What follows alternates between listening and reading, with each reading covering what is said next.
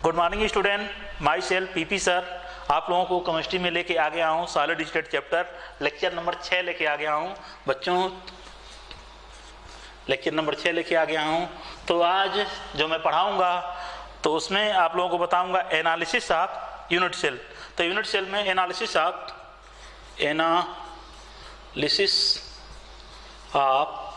Unit cell. Unit cell में जो unit cell type के होते हैं जो हमको पढ़ना है, सिंपल क्यूबिक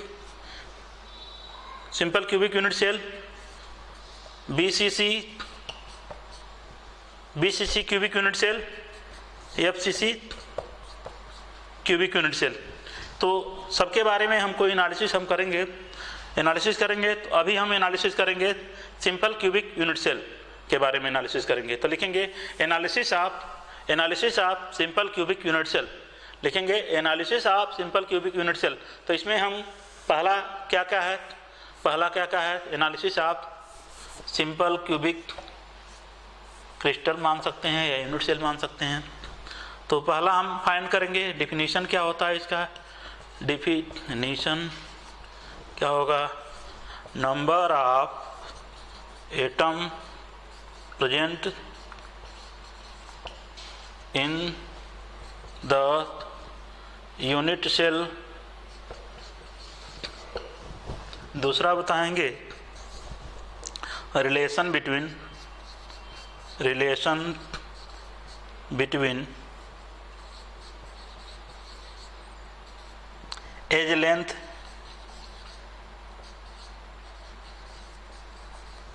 एंड रेडियस। चौथा नंबर लिखेंगे हम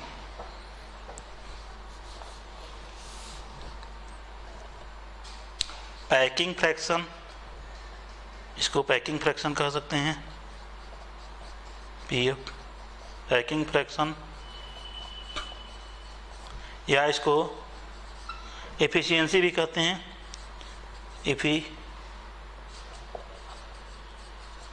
ईटा से डिनोट करते हैं। अगला हम कंसेप्ट देखेंगे कोऑर्डिनेशन नंबर, CN से डिनोट करते हैं, COR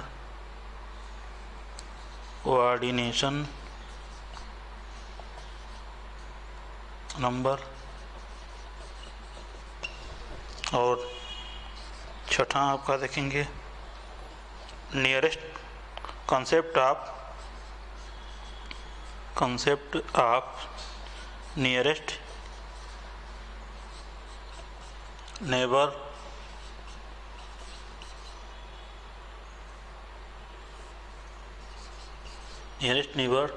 डिस्टेंस। तो सबके बारे में हम देखो बच्चों। तो हमको जो एनालिसिस करना है, definition number of atom present in the unit cell, relation between edge length and radius, packing fraction, coordination number. एक चीज़ और छूट गया बच्चों, यहाँ आप लोग छठे नंबर में लिख लीजिएगा, पाँचवें नंबर में डेंसिटी लिख लीजिएगा, डेंसिटी रो लिख लीजिएगा। इसको छठा नंबर कर लीजिएगा, इसको सातवां कर लीजिएगा। डेंसिटी रो, इसको ऐसे डेंसिटी को हम रो से डिनोट करते हैं। तो सबके बारे में हम बारी बारी से हम चर्चा कर रहे हैं, तब तक इसको कॉपी कीजिए, ठीक, स्क्रीनशॉट ले लीजिए सबका। हेलो, तो हम आगे शुरू करते हैं यूनिट सेल में सिंपल क्यूबिक यूनिट सेल। तो सिंपल क्यूबिक यूनिट सेल क्या होता है पहले भी बता चुके हैं, फिर समझ लीजिए आप लोग। चार एटम नीचे, 4 एटम ऊपर, 4 एटम नीचे, 4 एटम ऊपर। तो ऐसे 4 एटम हैं आपके, 4 एटम हैं आपके, ऐसे 4 एटम हैं। तो 4 एटम नीचे या 4 एटम ऊपर, 8 एटम हुए, ठीक। तो ठीक, सभी एटम एक दूसरे को टच करेंगे। इसमें सभी एटम एक दूसरे को टच करते हैं, ठीक, सभी एटम एक दूसरे को टच करते हैं। तो मैं बताना चाहूँगा सिंपल क्यूबिक यूनिट सेल में सभी एटम एक दूसरे को टच करेंगे। ध्यान से समझना बच्चों। सिंपल क्यूबिक यूनिट सेल में सभी एटम एक दूसरे को सिंपल क्यूबिक क्रिस्टल या सिंपल क्यूबिक यूनिट सेल में सभी एटम एक दूसरे को टच करते हैं। डेफिनेशन है एच का, तो इसको हम ऐसे लिखते हैं, बनाते हैं। आपको इसके पहले हम बता चुके हैं इसके बारे में, तीसरे लेक्चर में बता चुके हैं। देखिएगा आप लोग तीसरा वाला लेक्चर देखिएगा, बढ़िया समझना हो तो इसको। तो देखो 4 एटम नीचे 4 एटम ऊपर बता चुके हैं। तो पहला नंबर इसको लिख लीजिएगा डिफिनीशन में मैं बता चुका हूँ, फिर भी समझ लो। 1 atom at each corner atom touches the nearest corner atom, ठीक। और दूसरा नंबर क्या है? दूसरा नंबर क्या होता है? इसके इस सिंपल क्यूबिक यूनिट सेल के प्रत्येक कार्नर पे आप लोगों को मैं बता चुका हूँ, प्रत्येक कार्नर पे जो होता है एटम का कंट्रीब्यूशन कितना होता है? 1/8 का होता है। 1/8 एटम प्रत्येक कार्नर पे होते हैं। तो दूसरा नंबर है, डिफिनीशन तो हो गया। दूसरा नंबर लिखेंगे number of atom present in the unit cell. कई बार लिखेंगे इसको, कोई बात नहीं, याद हो जाएगा। तो देखो कितने कार्नर होते हैं? 8 कार्नर होते हैं। सभी कार्नर पे 1/8 एटम है। सभी कार्नर पे 1/8 एटम है। सभी कार्नर पे जितने भी कार्नर है सभी पे 1/8 है, सभी पे 1/8 है। तो सबको ऐड करोगे तो बच्चों क्या होगा? सबको ऐड करोगे तो होगा 1/8 प्लस 1/8 प्लस 1/8 प्लस 1/8 तो हो जाएगा। सबको जोड़ोगे तो 1 हो जाएगा। कहने का मतलब 8 × 1/8 हो जाएगा 1। कितने एटम बच जाएंगे? इफेक्टिव एटम, इसको इफेक्टिव एटम भी कहते हैं। इफेक्टिव एटम 1 बच जाएंगे, ठीक। अब दूसरा हम आप लोगों को बताऊंगा, तीसरा नंबर बताऊंगा। तीसरा नंबर, थर्ड नंबर आपका है, समझिएगा। Third number relation between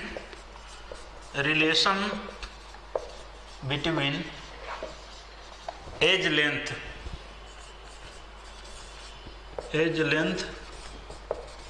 and radius.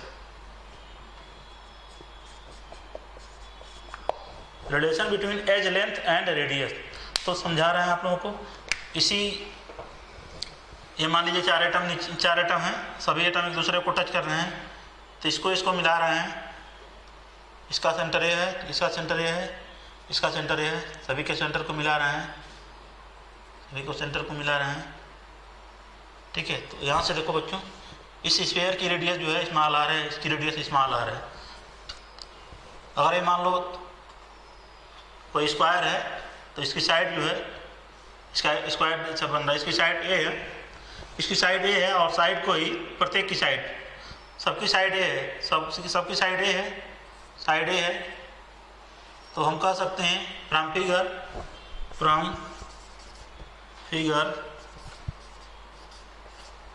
A = 2R, तो R = A/2,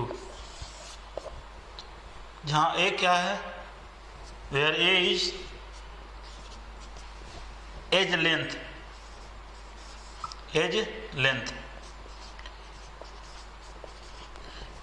ठीक। R क्या है? Radius of an atom.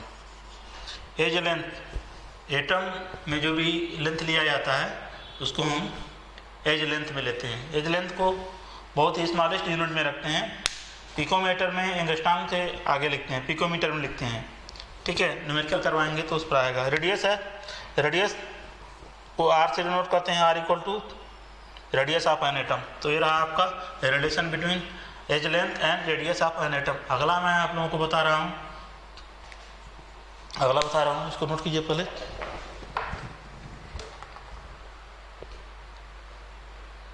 ठीक है, तो अब अगला पॉइंट मैं आपको बताया हूँ पैकिंग फ्रैक्शन।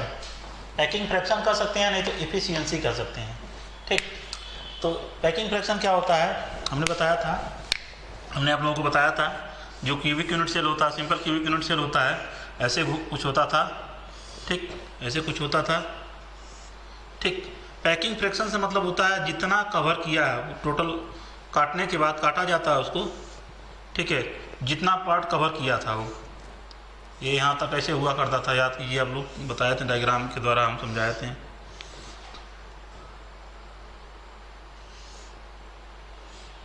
ऐसे कुछ था।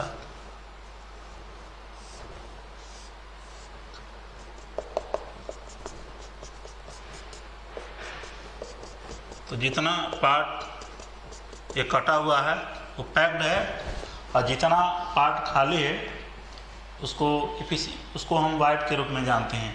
ठीक है, तो पैकिंग कितना पार्ट पैक्ड है, ठीक, इसको हम कह सकते हैं पैक्ड फ्रैक्शन। तो यही हो सकता है space occupied by the atom present in the unit cell. ठीक, जो स्पेस कवर किया हुआ unit cell of the total volume on the unit cell is known as packing fraction और एफिशिएंसी। पैकिंग फ्रैक्शन और एफिशिएंसी का एक फार्मूले के रूप में हम इसको देखेंगे, eta equal to Z into small V by capital V. इसको एक फार्मूले के अनुसार हम समझेंगे। ईटा इक्वल टू, ईटा को हम पैकिंग फ्रैक्शन कहते हैं, पीएफ लिख दो इसको, ठीक, या एफिशिएंसी भी कहते हैं। जेड क्या है, इफेक्टिव एटम है, नंबर ऑफ एटम बता चुके हैं, नंबर ऑफ एटम, ठीक, और स्मॉल वी है, स्मॉल वी है इसमें volume of atom, capital V क्या है, volume of cube, volume of cube. तो देखो बच्चों, मान लो हम तो जानते हैं कि सिंपल क्यूबिक हम बात कर रहे हैं, सिंपल क्यूबिक के लिए बात कर रहे हैं, एससीसी के लिए बात कर रहे हैं, पूरा चर्चा हो रही है एससीसी की। तो हम जानते हैं कि इफेक्टिव एटम एक होता है, जेड की value, number of atom present in the unit cell एक होता है, और एटम कोई भी एटम हुआ तो एटम का जो वॉल्यूम होता है स्फीयर जैसा होता है, उसको हम स्फीयर की तरह मानेंगे एटम को हम। तो जो एटम का वॉल्यूम होगा, ठीक है, स्मॉल वी, तो हो जाएगा 4/3 पाई आर क्यूब, ठीक, और कैपिटल वी क्या होगा, ये वॉल्यूम ऑफ क्यूब है, तो क्यूब का जो वॉल्यूम होता है ए क्यूब होता है, ठीक। उसके बाद हमको फाइंड करना है पैकिंग फ्रैक्शन। तो eta equal to Z into small V by capital V, इसी फार्मूले में हम रखेंगे। तो ईटा बराबर आएगा आपका, eta equal to 1 into Z की वैल्यू 1 है, और स्मॉल वी क्या है 4/3 pi R cube, 4/3 pi R cube upon capital V आपका रहेगा ए क्यूब, ठीक है। अभी हम इसके पहले हम पढ़ चुके हैं रेडियस और एज लेंथ में क्या रिलेशन होता है। तो edge length A equal to होता है 2r, edge length A equal to होता है 2r हर सिंपल क्यूबिक के लिए। इस ए के जगह पे हम 2r रख दें, ठीक है। तो थोड़ा और सिंप्लीफाई कर लीजिए इसको बढ़िया से। ये 4/3 पाई आर क्यूब, यहाँ रखेंगे 2r का होल क्यूब रखेंगे, तो यहाँ लिख देते हैं ईटा इक्वल टू आपका हो जाएगा 4/3 पाई आर क्यूब अपान 2 2 जा 4 2 जा 8 आर क्यूब हो जाएगा। क्यूब से आर क्यूब कटेगा, और ये हो जाएगा आपका 4 दूना 8, यानी हो जाएगा पाई अपान 6 हो जाएगा। और पाई/6 की सॉल्व करेंगे, पाई/6 को, पाई की वैल्यू होती है 3.14/6 करेंगे तो हो जाएगा, इसको काट के देख लीजिए, सॉल्व करने को 0.52 आएगा, 0.52 आएगा। और परसेंटेज इफिशियंसी निकालते हैं, परसेंटेज ईटा निकालेंगे तो हो जाएगा 52%। तो हमारे कहने का मतलब जो इफिशियंसी में निकाला हूँ 52% जो है स्पेस कवर है इसमें, ठीक है। 52% स्पेस कवर है, तो बाकी जो खाली स्पेस है वो क्या होगा, परसेंटेज वाइज इसको कह सकते हैं, परसेंटेज वाइड जो होगा 100 में से 52 सब्ट्रैक्ट कर दीजिए तो हो जाएगा 48%, ठीक है बच्चों। इतना कॉपी करें आप लोग, फिर आगे हम बढ़ते हैं। देखिए हमने पैकिंग फ्रैक्शन निकाल दिया था, 52% बता दिया था। परसेंटेज वाइज जो खाली स्थान है परसेंटेज वाइज 48 पाया जाएगा। 100 में से 52 सब्ट्रैक्ट कर देंगे 48 आ जाएगा। अब हम पढ़ेंगे बच्चों, अब हम पढ़ेंगे हम डेंसिटी। काफ़ी इंपॉर्टेंट है, इसको न्यूमेरिकल बनते हैं, आपके बोर्ड एग्जाम में आता है density of simple cubic crystal. तो डेंसिटी इक्वल टू होता है, इसको रिप्रेजेंट करते हैं, रो से डिनोट करते हैं। देखिए आप लोग पढ़े होंगे density equal to mass by volume होता है। यहाँ कहीं साइड में लिख लो density equal to mass by volume होता है, हम तो जानते ही हैं density equal to mass by volume होता है। तो यहाँ हम एटम के लिए बात करेंगे हम। तो density equal to mass of one atom के बारे में, वन एटम के बारे में बात करेंगे यहाँ। मास of one atom upon volume of cube. ठीक, मूल कंसेप्ट में एक फार्मूला पढ़े होंगे, मूल कंसेप्ट में एक फार्मूला पढ़ेंगे, मास ऑफ वन एटम। ठीक, मास ऑफ वन एटम का मास निकालने के लिए given mass by Avogadro number से डिवाइड करते हैं, यानी मास बाई एवोगाड्रो नंबर से डिवाइड करते हैं, यानी आपका एवोगाड्रो नंबर है। ठीक है, तो मास ऑफ वन एटम के जगह पे हम मास बाई एवोगाड्रो नंबर लिख सकते हैं। ठीक है, ध्यान रहे कि यहाँ जेड लेके चलेंगे हम, जिस क्यूबिक यूनिट सेल के लिए बात करेंगे उसका हम जेड हम रखेंगे जरूर, जेड हम जरूर रखेंगे, जेड यहाँ जरूर रखेंगे। तो रो हमारा हो जाएगा, इस मास को हम मान ले रहे हैं कैपिटल एम मान ले रहे हैं, तो आपका जेड रहेगा Z by M. Mass of one atom को जब एम बाई एन ए, तो मास ऑफ वन एटम को जब लिखेंगे एम बाई एन ए नीचे आ जाएगा। वॉल्यूम ऑफ क्यूब होगा, वॉल्यूम ऑफ क्यूब का जो वॉल्यूम होता है, क्यूब का वॉल्यूम ब्रैकेट में इसको यहाँ लिख लो, ए क्यूब होता है। ठीक है, ए क्यूब हो जाएगा यहाँ। तो ये फार्मूला है, आप ऐसे समझ सकते हैं, rho equal to Z M by N A into A cube. Z क्या है, नंबर ऑफ एटम। ठीक, एम क्या है, मास ऑफ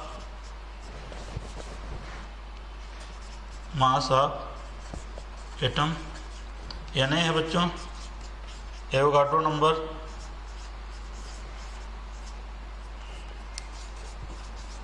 एवोगाड्रोज नंबर।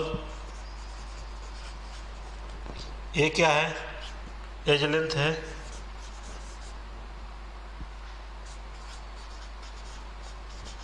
ठीक, और वो है आपका डेंसिटी।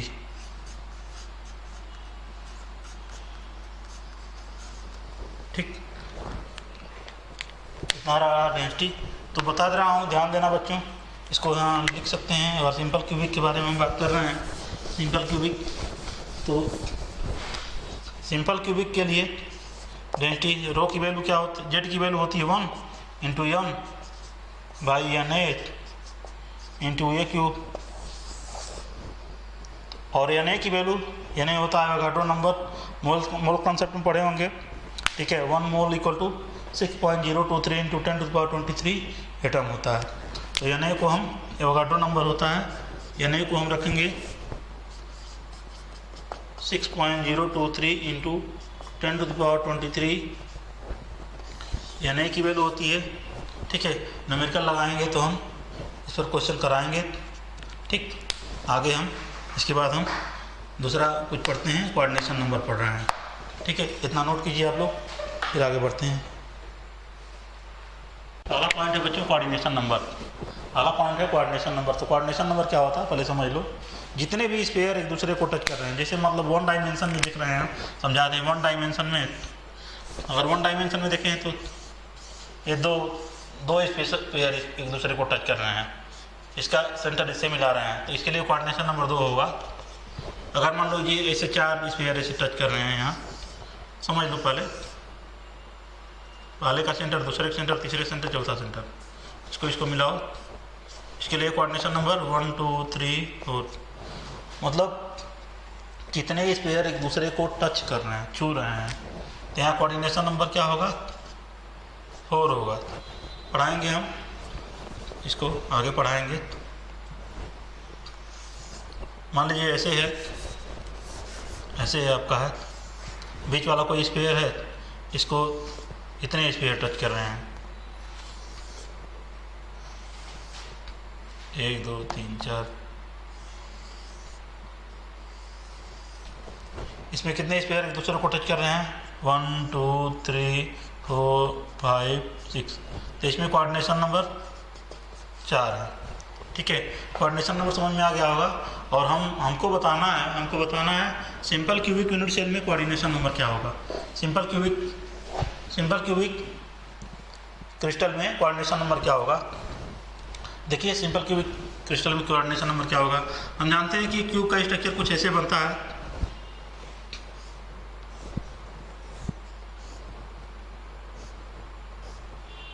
ठीक। क्यूब का कोई भी कार्नर ले लीजिए, कोई भी कार्नर, मैं कोई भी कार्नर ले रहा हूँ, कोई भी कार्नर ले लेते हैं, कोई भी कार्नर, ठीक। इसी कार्नर को भी ले रहा हूँ, इसी कार्नर को, ठीक है, इसी कार्नर को ले रहा हूँ। तो देखिए इसको हम इधर बढ़ाएंगे तो इधर एक स्फीयर आएगा, एक इधर आ रहा है, एक इधर, इसके ऊपर भी रहेगा एक, इसके ऊपर भी रहेगा एक, ठीक। एक है, एक इधर भी रहेगा। इतने स्फीयर एक दूसरे को टच कर रहे हैं। फिर से समझा दे रहा हूँ आप लोगों को। ये कार्नर है, कार्नर से कितने स्फीयर एक दूसरे को टच करेंगे, घबराना मत। जितने स्फीयर इधर हैं उतने भी स्फीयर उधर भी रहेंगे, ठीक है। 3 लाइन इधर गई है, 3 लाइन उधर, ठीक। इसको फिर से समझ लीजिए। देखो इस कार्नर को देखेंगे, क्यूब अगर इधर जोड़ेंगे, इधर एक कार्नर, इधर एक कार्नर होगा, इधर एक कार्नर होगा, फिर इधर भी एक कार्नर होगा। तो वहाँ कोऑर्डिनेशन नंबर कितने होंगे, इस पॉइंट के लिए एलांग कोऑर्डिनेशन नंबर 6 होगा, यहाँ कोऑर्डिनेशन नंबर 6 होगा। सिंपल क्यूबिक के लिए हम कोऑर्डिनेशन नंबर देखेंगे तो 6 देखेंगे, ठीक है। तो इसको नोट कीजिए, फिर आगे हम बताते हैं concept of nearest neighbour distance.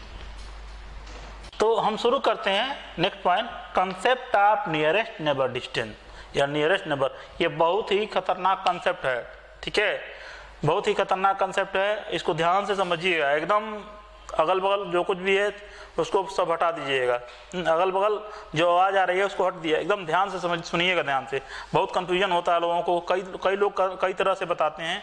तो इसको मैं आप लोगों को मैं भी कुछ दूसरे मेथड से ही बताऊँगा, समझिएगा। Concept of nearest neighbour distance क्या होता है, काफ़ी इंपॉर्टेंट है, बहुत कन्फ्यूजन बना रहता था, हमको भी काफ़ी दिन तक कन्फ्यूजन बना, कैसे किया जाए first near, second near neighbour distance, third near distance कैसे फाइंड करते हैं। तो देखो बताते हैं, हम सिंपल क्यूबिक के लिए बात कर रहे हैं, सिंपल क्यूबिक क्रिस्टल के लिए बात कर रहा हूँ, concept of nearest neighbour distance, ठीक। तो मान लो एक क्यूब है,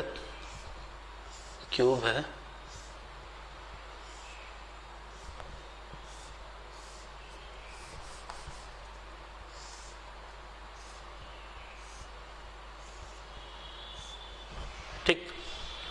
तो टाइप में, फर्स्ट टाइप में देखते हैं इसको, टाइप पहले लिख लो, टाइप डिस्टेंस नंबर, ठीक है। तो ध्यान से देखो, किसी भी पॉइंट, किसी भी कार्नर को ले लेते हैं, मान लो इस कार्नर को मैं ले लिया हूँ, इसी कार्नर को ले लेते हैं। तो इससे जस्ट नेबर मतलब पड़ोसी, नियरेस्ट नेबर मतलब पड़ोसी, जस्ट पड़ोसी, या इसको, इसी को मान लो देख लेते हैं हम, इसी को रेफरेंस मान लेके चल रहे हैं, इसी को मान लो देख लेते हैं रेफरेंस। तो इससे जस्ट इसका पड़ोसी जस्ट ए होगा, ये होगा, ठीक, और ये होगा जस्ट पड़ोसी। इसका पड़ोसी कौन है, इसका पड़ोसी कौन कौन है, इसका पड़ोसी ये है, ये भी हो सकता है, ये हो सकता है, ठीक। सटा हुआ मतलब एक दूसरे से एकदम जुड़ो, मतलब फर्स्ट नियरेस्ट नेबर डिस्टेंस यही होगा, ये होगा, ये होगा, ठीक। तो ये कितने डिस्टेंस पे है, स्मॉल ए डिस्टेंस पे है, ठीक है। तो यहाँ लिखेंगे फर्स्ट नियरेस्ट नेबर, तो कितने दूरी पे है, या ए दूरी पे है, ठीक। तो देखो बच्चों, 1 2 3, 3 इधर हैं टच करने वाले, और इधर एक और स्पेयर अगर आएगा तो 3 इधर भी तो मिलेंगे, इधर भी तो मिलेंगे 3, तो जो इसके कोऑर्डिनेशन नंबर होंगे 6 होंगे। ठीक, चलो दूसरा कंसेप्ट है, इस तरह मत लगाओ, इसको निकालने में इसको निकालने में थोड़ा दिक्कत होती है, हाँ दिमाग पगला जाता है इसको निकालने में, कैसे निकाला जाता है। तो इसके लिए एक और फंडा है, एक और फंडा है, तरीका ध्यान से देखो, ध्यान से देखो कैसे बताएंगे इसको, खूब ध्यान समझना। 1/8 एटम इस कार्नर पे है, इस कार्नर पे 1/8 एटम है, तो हम कह सकते हैं 1/8 एटम के लिए कितने एटम चाहिए? 3 चाहिए। 1/8 के लिए 3 चाहिए, 1/8 के लिए 3 चाहिए, तो एक के लिए कितना चाहिए? 24। और हमको फाइंड करना है ए टचिंग स्फीयर, ठीक है, तो कितने मिलेंगे? तो यह लाइन जो है, ए वाली लाइन, स्मॉल ए वाली लाइन, ए वाली लाइन, कोई भी लाइन ले लो, इस लाइन को कवर करने के लिए, इस लाइन को समझना ध्यान से, इस लाइन को कवर करने के लिए कितने स्पेयर की जरूरत, कितने क्यूब की जरूरत पड़ेगी? किसी भी लाइन, इस लाइन को, इस लाइन को, इस लाइन को, किसी भी लाइन को कवर करने के लिए, किसी एक लाइन को कवर करने के लिए, किसी एक लाइन को कवर करने के लिए, मान लो इसी लाइन को ले रहे हैं, इस लाइन को कवर करने के लिए, ढकने के लिए कितने स्पेयर की जरूरत पड़ेगी? सोचो, दिमाग लगाओ। ठीक, एक इधर, इधर, उधर, 2 इधर, तो उधर 4 होगा।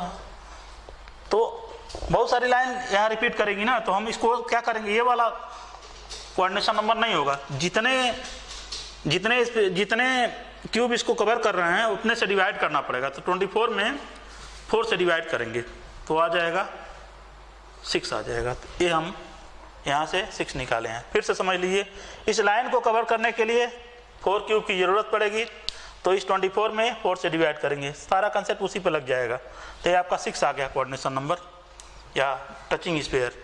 तो दूसरा नियरेस्ट नेबर डिस्टेंस होगा, क्या होगा? Second nearest neighbour. Second nearest neighbour क्या होगा?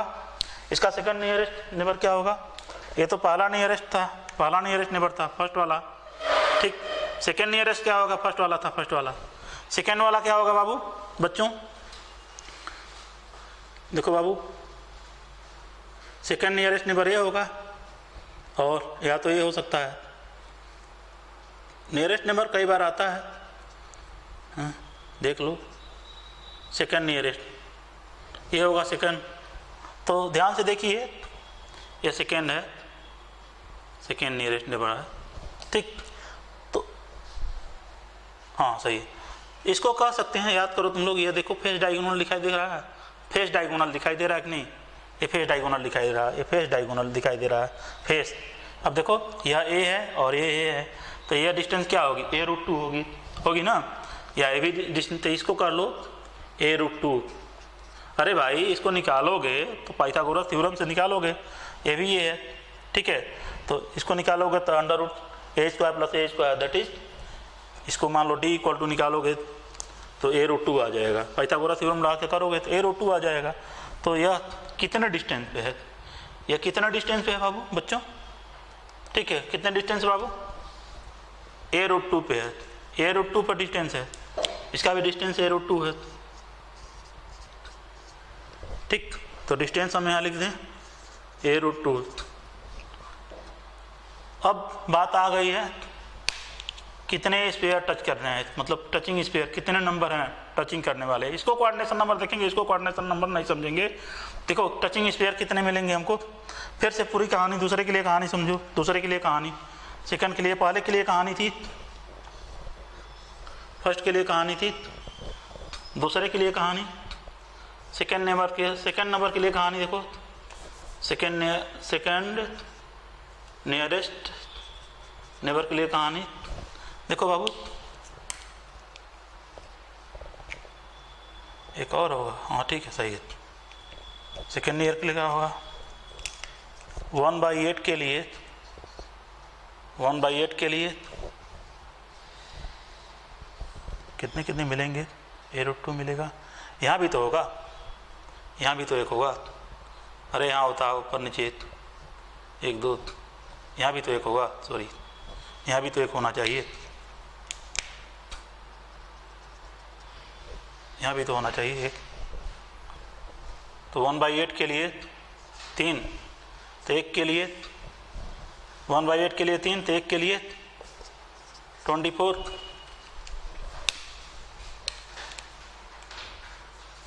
एक के लिए 24 होगा।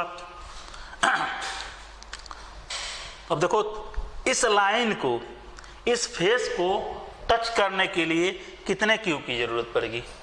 इस फेस को टच करने के लिए, इस फेस वाली लाइन को टच करने के लिए कितने क्यूब की जरूरत पड़ेगी? सोचो सोचो, दिमाग लगाओ, सोचो क्या होगा। इस लाइन को, इस क्यूब को कवर करने के लिए, इस क्यूब वाले फेस वाले को कवर करने के लिए, पूरी तरह से ढकने के लिए, ये वाली लाइन है, इस क्यूब को देख रहे हो, इसको ढकने के लिए, मान लो ये फेस डायगोनल है, इसको ढकने के लिए एक क्यूब की और जरूरत पड़ेगी, तो 2 क्यूब की जरूरत पड़ेगी।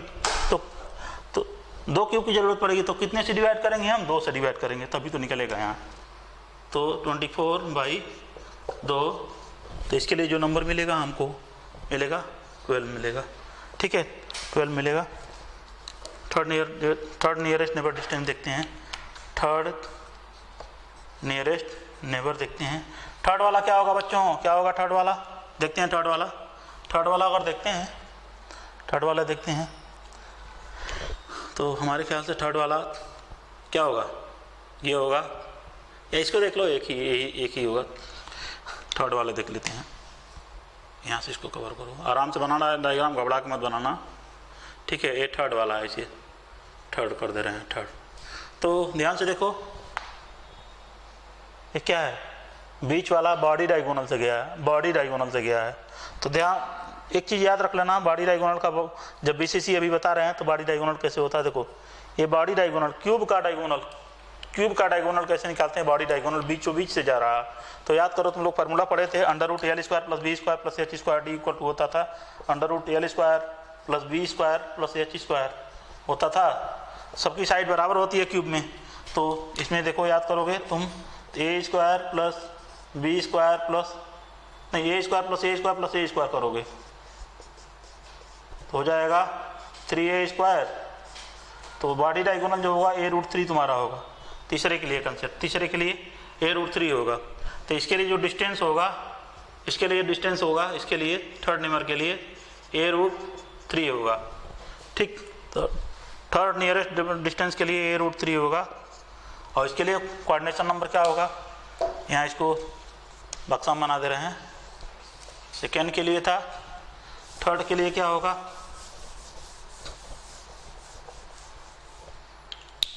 थर्ड के लिए यहाँ से 1/8 के लिए सिर्फ एक ही एटम मिल रहा था, एक ही मिलेगा, इसमें सिर्फ एक ही मिलेगा, बीच वाला सिर्फ एक ही मिलेगा, एक एटम मिल रहा है, तो एक के लिए क्या होगा? 8 होगा, ठीक है। इस लाइन को कवर करने के लिए कितने क्यूब की जरूरत पड़ेगी? 1 क्यूब की जरूरत नहीं पड़ेगी, क्योंकि खुद अंदर है। जब अंदर है तो क्या कुछ नहीं होगा, बस यही के बराबर होगा, इसी के बराबर 8/1 कर दो, ठीक।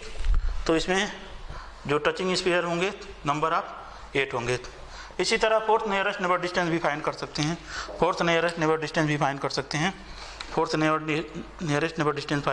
हैं, क्या होगा? देखो फोर्थ नियरेस्ट के लिए इधर भी क्यूब बनाएंगे, ठीक है। तो ए डिस्टेंस पे होगा, ए, हाँ थोड़ा खतरनाक आ जाएगा, इससे आगे नहीं देखेंगे। ए कोऑर्डिनेशन नंबर ऊपर से रिपीट करना शुरू कर देगा, टचिंग स्फीयर वाला। इतना कंसेप्ट रहा आपका, concept of nearest neighbour distance. इसको नोट कीजिए, फिर आगे हम बढ़ते हैं अगले यूनिट सेल के लिए।